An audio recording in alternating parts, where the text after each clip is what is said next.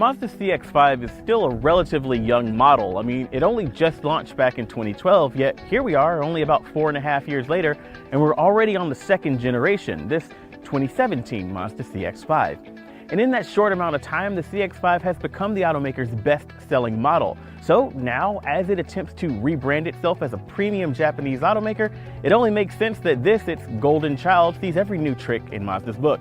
Let's hop behind the wheel and see exactly how much more premium the CX-5 is.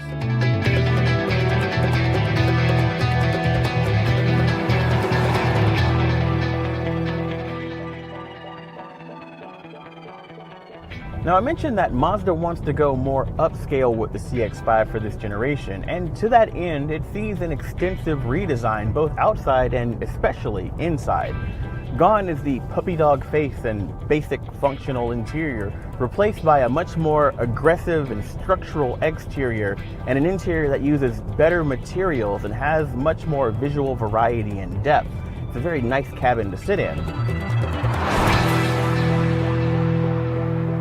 Now, at least on paper, not a whole lot's changed in the engine bay. Mazda still uses the same 2.5-liter Skyactiv engine that makes around 184 horsepower and is mated with a 6-speed automatic transmission. Now, at least at launch, that's the only engine and transmission combination that's available to the CX-5, though drivers will have the ability to choose between front and all-wheel drive models, and a diesel model will be joining the lineup in late 2017.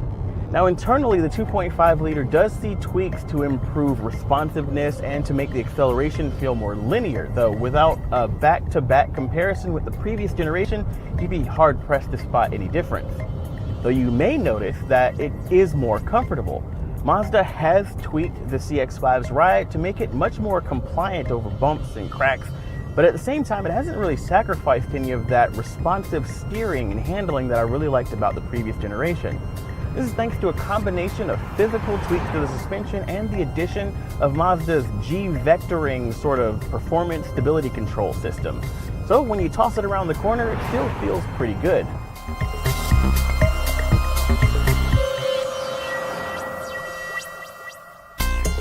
Now, if there is a weak spot to the CX-5, it's going to be the Mazda Connect infotainment system. Now, it's pretty bare bones, which works well in a less is more sort of vehicle like the Miata, but if you're gonna sell the CX-5 as a premium car, it's just not gonna cut it. I think that Mazda could solve most of its problems by just putting Android Auto and Apple CarPlay in the dashboard, but they just don't really want to do that. In its favor, it's an infotainment system that'll never confuse you with too many options or get you lost in a menu, so at least it's got that going for it.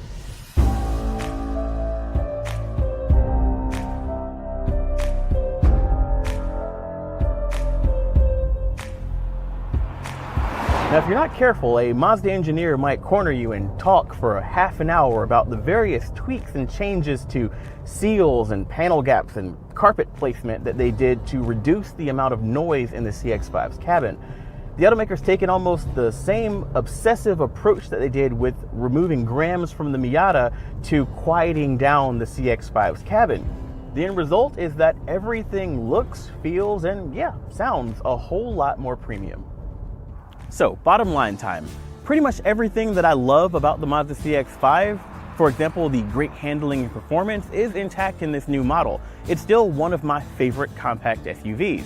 And both inside and out, it feels like a very good start to Mazda's new premium ambition, with the exception of Mazda Connect, the only part of this package that I still find lacking.